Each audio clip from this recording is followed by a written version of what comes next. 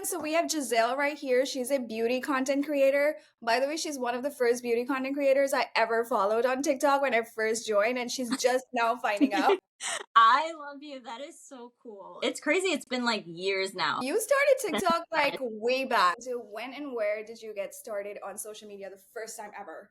And did you know you were gonna be an influencer? Was that like the plan? Okay, so I've always wanted to be an influencer back in 2012 when it was like really big for Nikki tutorial. I remember watching all those videos, and I wanted to do that too. So it started in 2012, but I was young, like early 20s, and very insecure, I would say. Like I was just nervous about what people thought of me. And when people found out that I had a YouTube channel, I remember just getting in my head and saying, okay, I don't know, this is too much. It's too much pressure. Did you tell your friends or you didn't tell anyone? They just kind of found out? I remember like mentioning it and then getting made fun of. They would literally laugh in front of my face. No way. Oh my gosh. Yeah. And so I took a big break and I became a stay-at-home mom in like 2019. I lost all those friends. Like I just started all over again, basically new friend group and all that stuff. And I was really to myself because I had my child and I had a small group of girlfriends.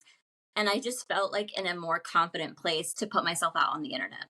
So were you still posting during this period at all? Or did you like go quit all? Stopped. 19 I started now and be like, oh, we remember her from like back in the day. know. They probably didn't even do it with like that intention to like make you like quit. I think we were all just really young, and I hear those stories a lot with like 20-year-olds and like girls just starting out with TikTok and they feel like they're getting mocked. People are like, oh, what are you trying to be famous? It's just a part of the growth. Like if you're gonna do it, you're gonna have to not care what people think. You have like the most like what do you say, a very chic brand. Like you don't actually post very like cringy, clickbaity videos that do perform well, by the way. So if anyone wants to post, because like I post them from time to time, like if you're in a view slump, oh yeah, no, I mean, take you off. Honestly, that's how I started. I started doing what everybody was doing, which was very clickbait, viral-esque type videos. I look back at my videos, I'm like, oh my god, that's so embarrassing, but I'm happy I went through that to find where I want to be right now. What led you to pick beauty versus like, because you had a child in 2019 and parenting niche is like the most like loved No, niche. right? I decided to just do beauty because my life was mom, like 24/7 family. And I wanted something to be like, this is for me and me only. And also, I consume beauty content way more than mom content. I actually am not really interested in any of that.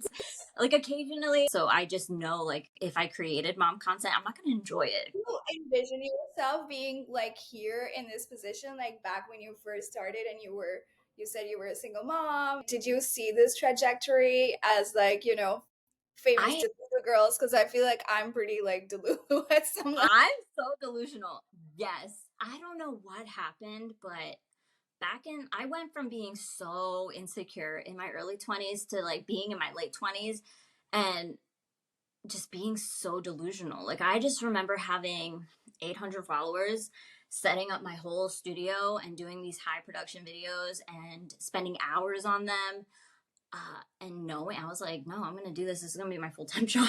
And people like my sister would be like, okay, like, don't you want to back up? Don't you want to go back to school? Don't you want to do this? Because I went from being supported by a man and then being single and not having any money and kind of just starting all over. So, you know, a lot of people were asking me like, you know, what is your next step for your children, for your life and all this stuff. And I was like, well, I want to do something I'm really passionate about. And being an influencer back in the early, or, you know, 2019, 16s and all that stuff, that wasn't something that was really possible for everybody. You either had to be super mega viral or not. Correct. You know what I mean?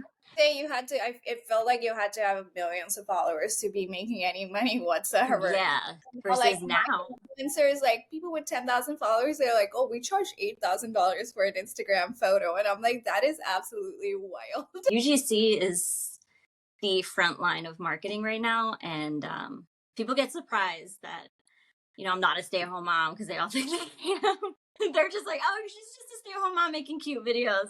What were the initial like problems that you faced in the beginning? Was it coming up with ideas? Was it getting followers? Like, what was your main concern? Like, let's say before you hit like 10,000 followers. I cared so much about going viral. I was just like, I don't care. I'm going to post something that's really trendy right now, whether I'm into it or whether I'm not really that into it. And I feel like that was a big flaw. And I think a lot of people go through that in the beginning, maybe. And you don't have to do the crazy viral videos, but that's something I struggled with. And that made it not fun. As soon as I started caring more about slow growth and community, is when it became super fun. When you don't have that many followers, you're not that making that much money.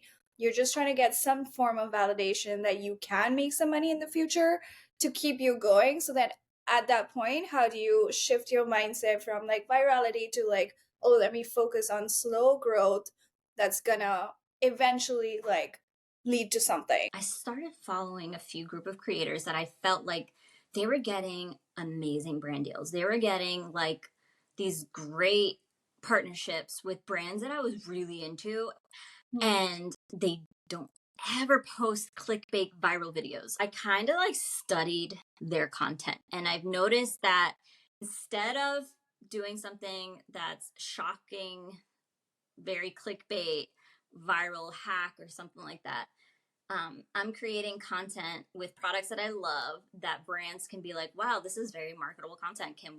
We just saw this content that you created, did a review. We would like to pay usage on that. We would like to run that as ads.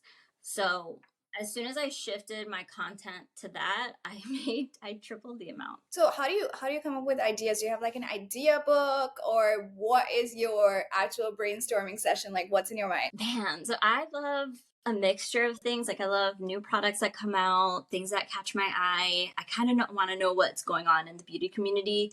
And I do write everything down on a book. I wish I had it with me. Do you sit down like once a week or like every single morning or something like that, like, and come up with ideas? Like, what is that planning? So I think a lot of it just comes up, and I have a book and I sit down and I'm like, I don't know what to film. Yeah. I'm gonna go scroll through things. I'm very type B. I'm not type A at all. Like I wish I was. I wish I was super like I like look up to girls like that. I know girls that like have content for like a straight up 2 weeks ready on an Excel spreadsheet. Like it's beautiful. I'm definitely someone that does like a sporadic type of content. Like I sit down and it's whatever I feel like doing. Uh, and I think it's because of my lifestyle. I think it's because I'm a mom. I'm very busy. I don't I don't like to think too much of it, and it's more fun for me to do it that way.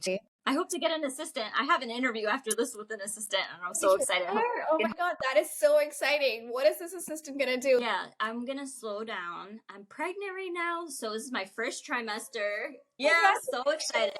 But I actually heard it here first, maybe. I have a lot of follow you and I'm like, wait, I don't remember hearing that. But I'm like not that active on social media with consuming content, so I'm like, maybe I didn't pay attention. No, it's fresh. It's brand new. I'm only 12 weeks, and I have like just very low energy. And I was like, oh, it's like the worst time to have low energy right now because it's holiday season and I'm busy. It's the worst time of the year. I was like, okay, so this is for January. So I'm looking now until for after the holidays of just someone to help me keep up with emails, cross posting, and because I would love to do that. Like I don't know, for some reason I can't get myself to cross post consistently, and work, it adds up. And then I have a few friends, a few peers that do that, and they're like, that was the best decision I ever made. And I'm like, okay, maybe it would be worth it. How did you go about finding an assistant? Was that an ad or like LinkedIn? Like, what did you use? I found a video of a creator, one of my mutuals, and she said that she's only a UGC creator, and she's like fresh. She like kind of started, and within the last year, she made 6 figures. I'm so proud of her. I was like, oh, she's killing it. Okay, so she's like a nano creator, and so she focuses mainly on UGC. Okay. She's got all of her ducks in order. She was in management and decided to no longer do management and to hire an assistant. I don't think she has 10K followers. I think she's just someone that creates content. I'm so proud of her. So I'm not surprised at that at all. That she can do that and she makes that. I think like I remember seeing one of your videos and you saying it's a business. you either know how to run it. Yeah. Yeah, she clearly knows how to run it. Oh, I have an interview with her today. My God, that is so exciting. I'm like so Yeah. excited for you because it's a lot of freaking work. Because if you have a very organized space, and if you're able to be creative at the same time, very organized, I feel like that is where success will happen. Now I'm going to have 3 kids, and I was like, It's okay, like 30.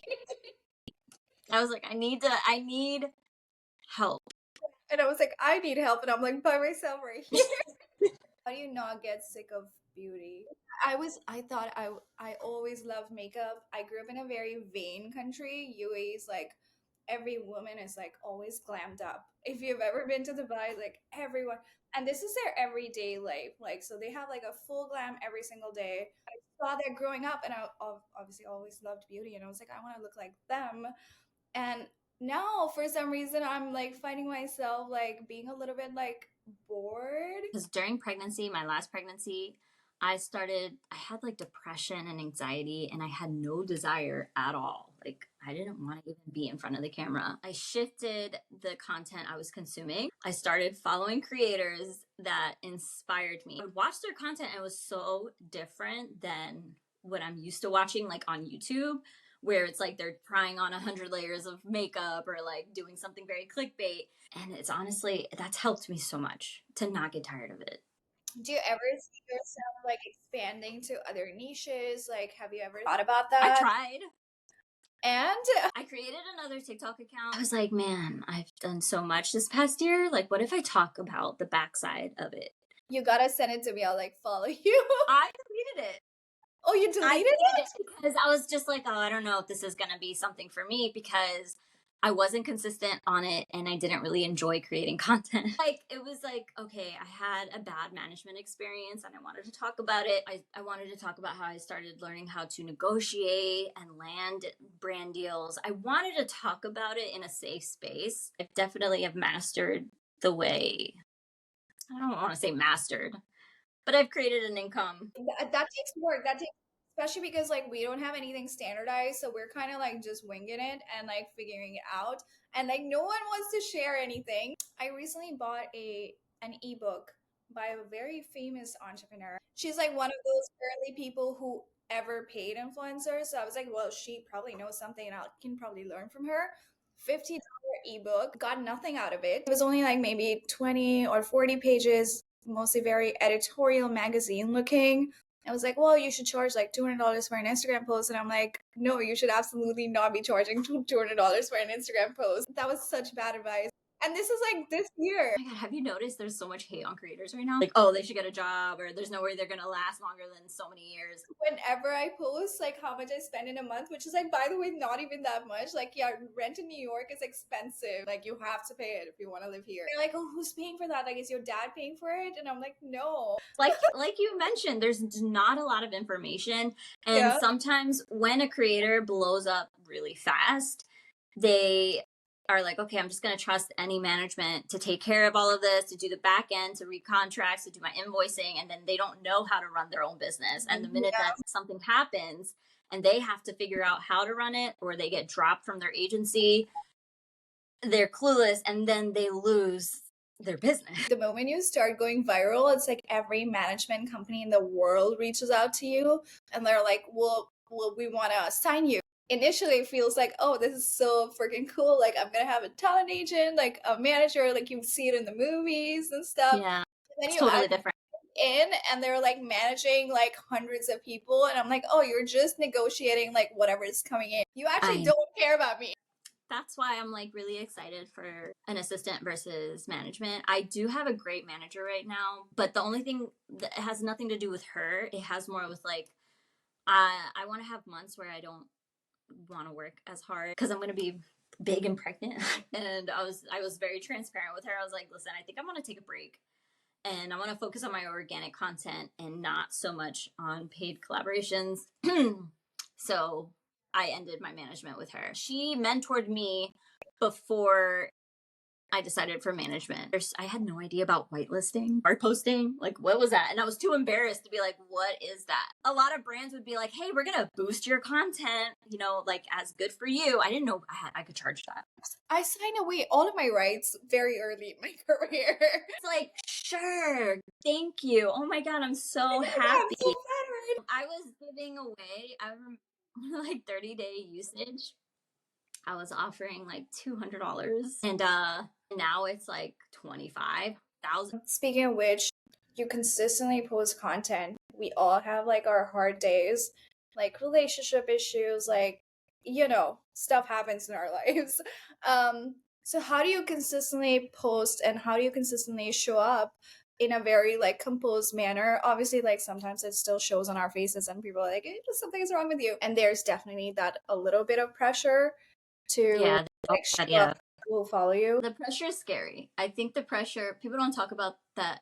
It is no days off in a way, because if you do take a break, your account's going to suffer and you're going to feel that when you start to try to go back and be more consistent. So I'm literally depressed right now. I have pregnancy depression. The desire and everything is like sheer willpower. And then when I get a little bit better, I will go in front of the camera.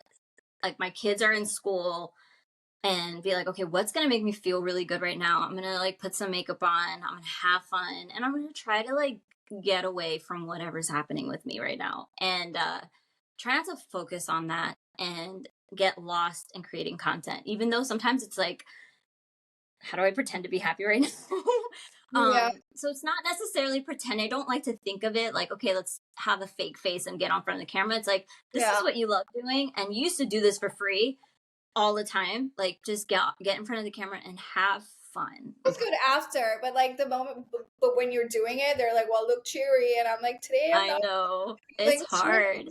And if I'm severely depressed that day, I will not film. And I'll ask for an extension. I'm my own boss and I'm going to act like it.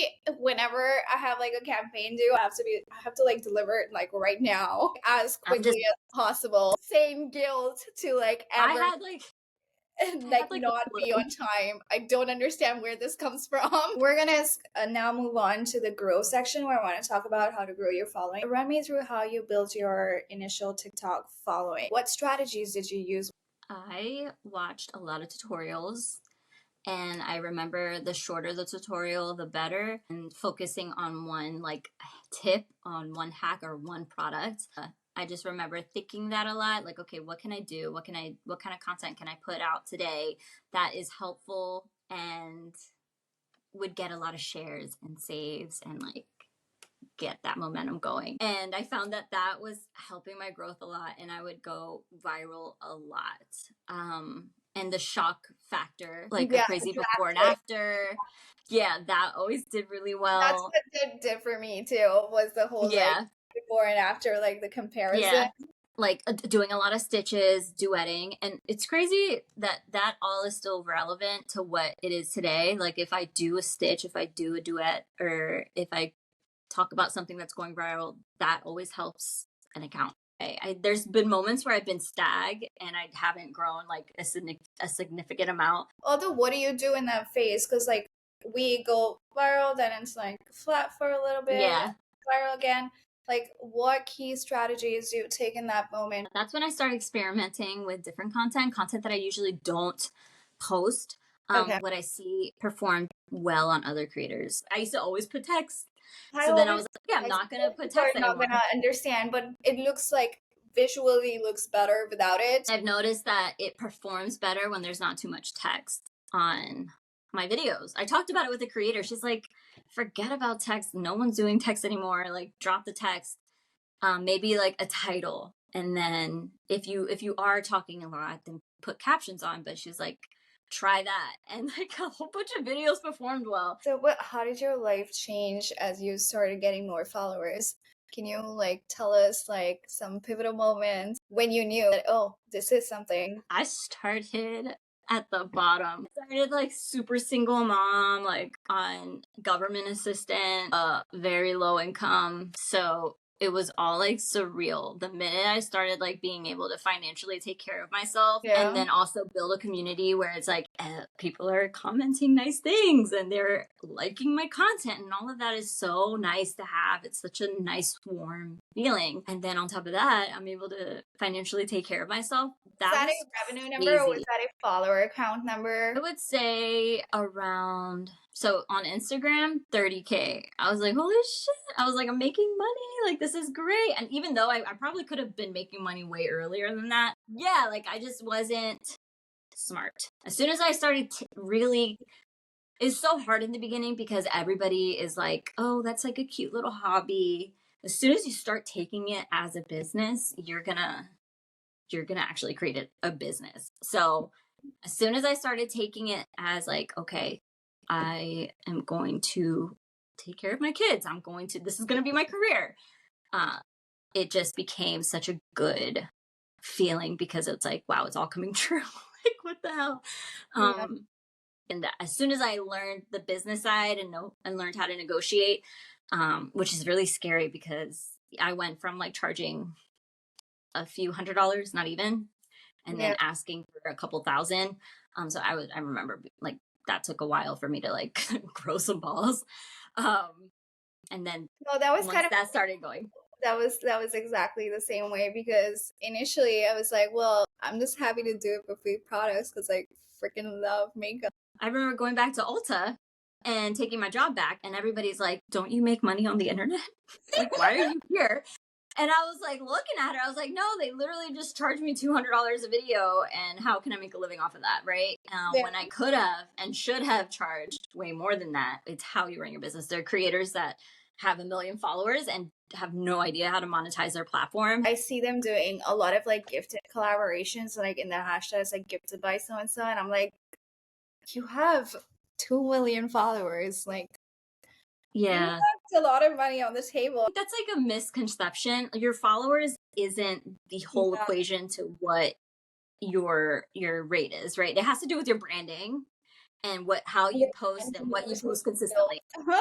Yeah. So if you're someone who's posting get ready with me's and then the next day like posting something so weird and like not in brand, Yeah. or your content is like you just talking about random stuff, like there's no way you can really monetize that in a consistent way. So it's like that's why beauty and motherhood get paid the most. Yeah, beauty, personal finance, home decor, Yeah. But it was cooking. crazy. Honestly, going back to that question, like when I went from Section 8 to like getting my own apartment, like this cheesy apartment. Like I'm from Jersey, so everything is so expensive here. Yeah. I remember moving out of my mom's studio and being like, oh my God, this is the best day of my life. I cannot believe I can afford my own apartment. Like I never thought that was possible, like ever. I can still like succumb to like old broke ways sometimes. I'll be like, well, I Yeah. spent $5,000 on my apartment, but like I don't want to pay for shipping. And Yeah. That's why like I I like bought the to walk hourglass. like 30 minutes instead of taking an Uber. And I'm like, what am I doing? That makes no sense. We go back to your first brand deal. How much was it? Like how much did you get paid? You don't have to say the brand name, but if we just want to know the number, and I'll tell you mine. I think it was $200. Okay, yeah, you did better. Mine was 75. Initially, they reached out to me and they were like, well, we'll send you free products. And in my head, I'm already like, let's do it. But I'm like, no, like, let me make a business like person that I am. Like, I'm not going to do it for free. No, we'll pay you 75. I was like, deal. I was like, this is the best day of my life. Like, I'm getting free products and money. They also had like net 90 at the time. I got paid 72 with like PayPal fee and everything. So Ew. Isn't that crazy? First collaboration, which was like through like an online, what is it called? Like an Aspire or yeah. influential. It was Mhm. kind of, I don't remember which one it was, but it was like that. It was just gifted. They were just gonna give me a gift card to buy all the products. And it was a lot. It was like a YouTube video, set of stories, a reel, just pictures. And I was so excited about it. I was like, hell yeah. So hyped. Thank you. I'll do all of this free work. I mean, for whitelisting, for example, I'm pretty sure I've signed my rights like forever. I remember a brand reached out and they're like, oh my God, we love this video and we want to run ads and we'll like, we'll tag you. And in the contract, I had no idea what it meant, but it's like a core memory. So I look back at it and it was evergreen. So evergreen means forever. So they forever have my content. But that's wild that they didn't even ask. And they were like, okay, sign this. Yeah, they actually don't mention it. It's in the contract. No, whenever if I ever get a brand to ask or an agency to ask, like, hey, what are your rights for this? We have this campaign going on.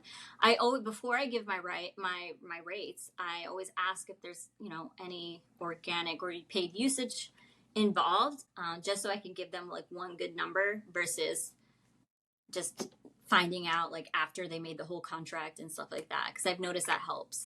Now that you mentioned that you recently like parted ways with your manager because you want to take a little break, what are some of the pros and cons that people should look for when getting a manager? Managers barely ever CC you in anything. I don't really agree with management. I think it's a scam. Every influencer who I've spoken to, they're like, oh, we don't get CC'd on email. Then we get accidentally CC'd and we're like, wait, they're charging way more. None of them CC you. And their excuse, a couple of them said why. Is because they don't want to get micromanaged by the creator. Although I've never an agency for that same reason. When I first started going viral, like every agency reached out and like I did interviews with them and it didn't seem like a fit. And they were also telling me my rates were really high. And I'm like, well, I'm actually negotiating that myself.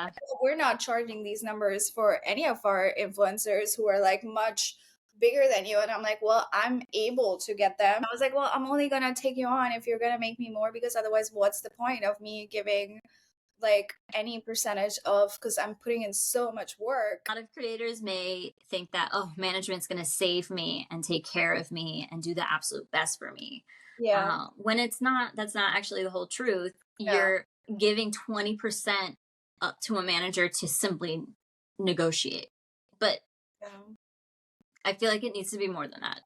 Yeah. I think it needs to be like campaign managing. Would you say that they should have like X number of people on their roster? I only interviewed managements, like agencies with a very small roster, with a small team. Do you also talk to the people on their roster? I did.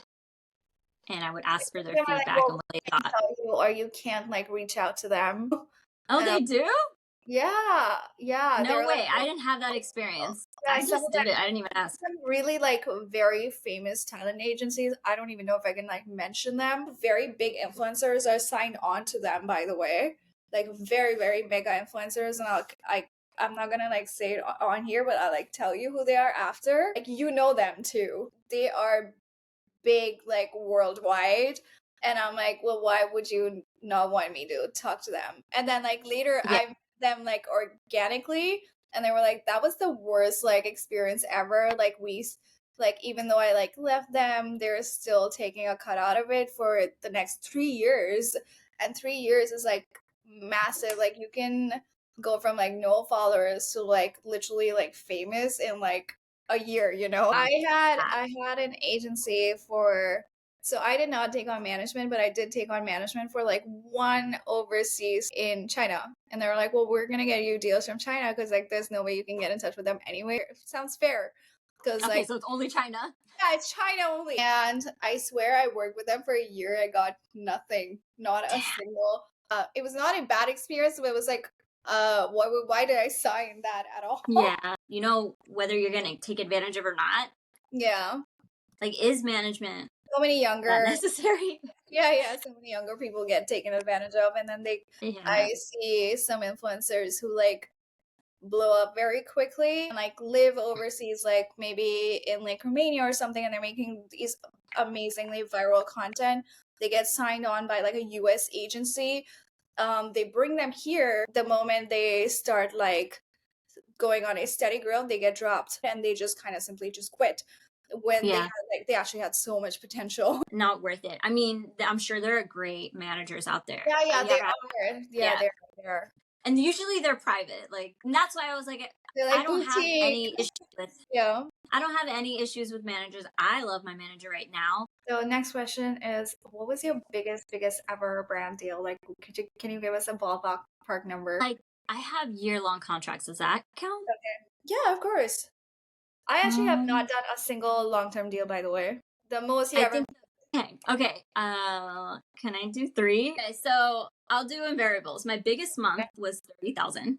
Okay, 30. Um, yep. And my biggest contract, longest contract Hmm. was 30,000. So a contract with one brand was Okay. $30,000. Okay. And my long-term contracts are between 18 to 20 for a year-long contract. But my biggest month was 30,000, and that was like a huge, like, holy shit. Like, oh my God. And then that 30,000 deal contract with one brand was a long-term contract, but it was like, okay, that is secure for me. Like, I'm gonna sign it and it's Sign. coming to me. Oh, it's coming to you. My biggest contract for one video was Yeah. $8,000.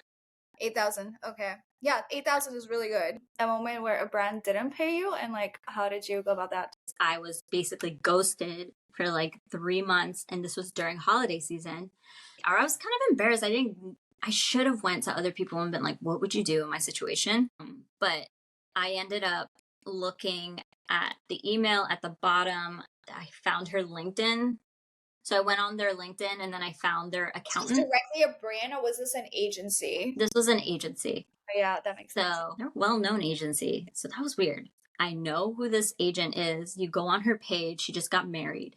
So I was like, okay, and let me find their accountant, right? So I found their accountant through LinkedIn, messaged them, and messaged the girl that just got married that ran my campaign.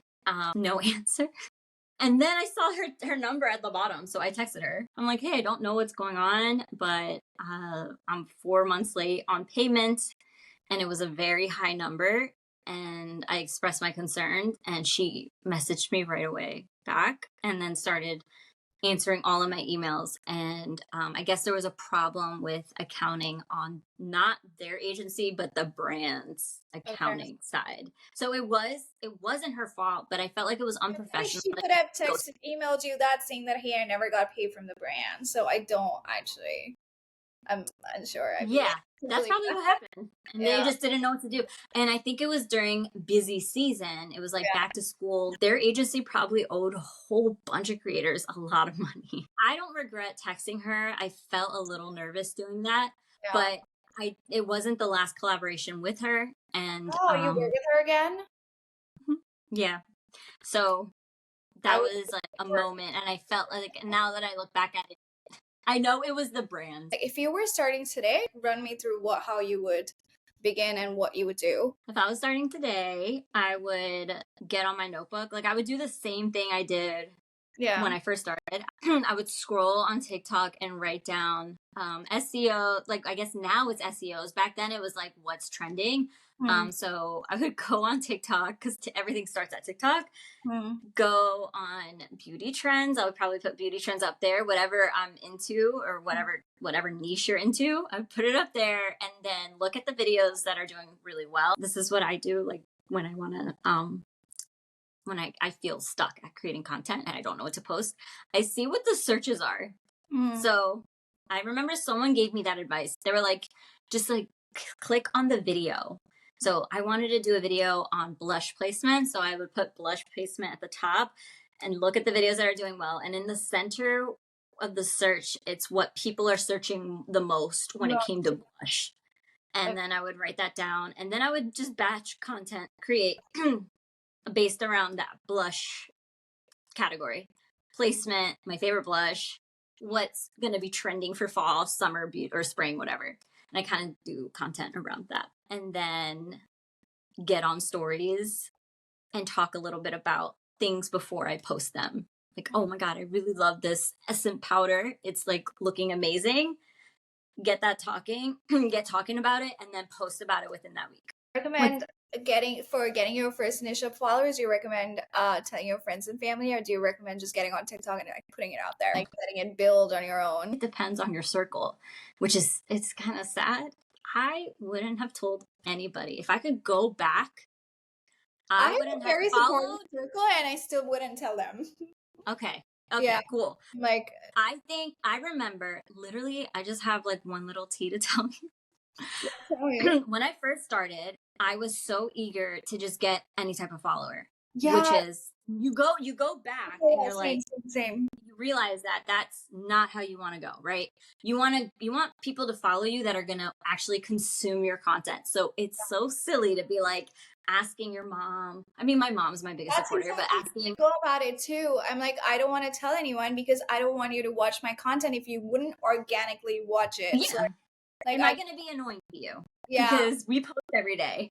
yeah. We You know post what I a mean? lot. We post a lot. I'm a lot on my stories. I'm a lot. Do I really want, Yeah. you know, my cousin watching my stuff? Because I would follow all my family and then they would follow back.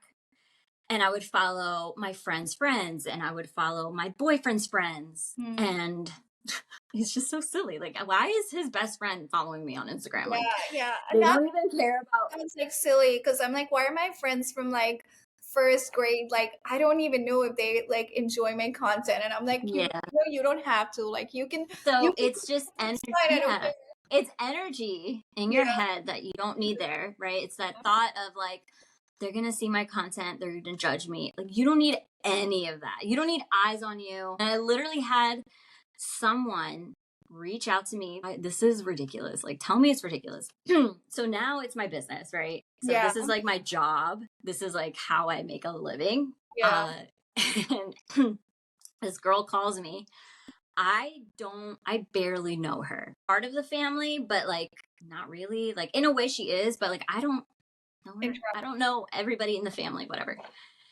And she comes to me, she's like, listen, you unfollowed me. I never followed her in the first place. She's just starting drama with me. I was And like, then she's like, well, I'm important. Like, I am dating this person and I'm a part of the family and you have a problem with me because you unfollowed me. And she's like, and then she goes and names everybody that I used to follow that are irrelevant, like that I shouldn't have followed in the beginning. Like my boyfriend's friend and like this person that I really barely know. And she started naming all these people. And she's like, why don't you follow me? And I posted it on my private story. I like remembered replying to that because I think I've had many similar experiences. She literally yelled at me on the phone. It was the worst Oh, experience ever. you have the whole like you're like warm and welcoming and like I can't imagine like anyone like yelling at you. Literally, she came at me as if we were best friends and I did something terrible to her. It's this very like parasocial relationship that happens when you post online. A lot of people who you might meet like once and you have a good time with them. Obviously, they watch your content, so they feel more connected. I've had that happen with several people. They're like, you stop watching my stories, and I'm like, I am not. It's work for me. I post and I like leave. Like, that's like, and I don't think people realize that. So Yeah, when she came at me like this, like that, what you just said, she was like, well, I unfollowed you. I never noticed. I never noticed you looking yeah, at my stories. I never noticed you followed me. If I did notice, I probably would have followed you back. But you yeah, made up a whole lie. You got everybody against me or tried to talk bad about me behind my back. yeah. And all of this could have just been resolved if I never followed anybody in the In the first first place that place. genuinely Yeah, if liked I my were to content. start over, I would not. Initially, I hadn't told any of my friends because I did not want them to feel like obligated to like follow me because I'm posting content that they may or may not be interested in. Because I went to engineering school, which is like they don't care about beauty there at all. So I'm like, I Dude, don't want you to same. follow me at all. Like, if you're not gonna watch beauty videos, like I know you don't care about it, so don't feel the need to follow me. Now that I meet new people, I don't even tell them what I do.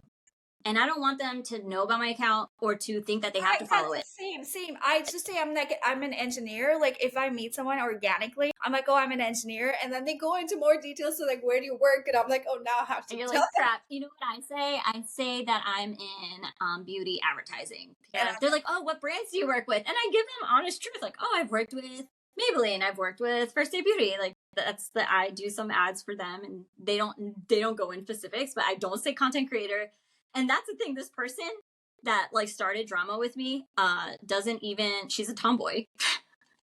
She's literally a tomboy. She doesn't even wear makeup. So I was just so thrown away. And I was like, all of this could have just been never an issue if I just never followed anybody in the first place. So I do recommend like do what feels right for you. But when I posted that on my private story, so many other creators said that they block their family, they don't follow friends, just so they can feel really free and be whatever. You Uh, learn from everything. you learn from everything. I've had people come up to me and cry because I didn't watch their like story, so they thought that I like didn't like them, and I was like, You see? and I know you. We've known each other for like maybe a month tops. Like, so there's no way you should be this like emotionally affected by me not seeing your story. I will follow you, and whatever I see on my feed, like when I first open it, I like it. And like if Yeah. I see that I'll like obviously like it, but I'm not actually consuming anything. Okay, thank you so much for joining me. I had a really good Thank time you. talking to you. Oh my god, we've talked for like I almost know. two This is hours. so fun. This I was hope I answered questions like in a good manner. This is like my first time. yeah, this is my first time interviewing someone. Thank you so Thank much you. for joining me. Thank I you. will Gisele Ayora. Is that how you pronounce your name? That Gisele Ayora. yeah. At the end of the podcast, I'm like, wait, how do I pronounce your name?